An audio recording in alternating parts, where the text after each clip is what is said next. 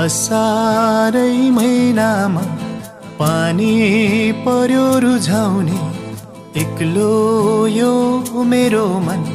कसरी बुझाउने भन्थिन् है मैचाङले हृदय धरार नौ डाँडा पारी छ कम्पनी सहारा बिछोडको बेलैमा बिछोडको बेलैमा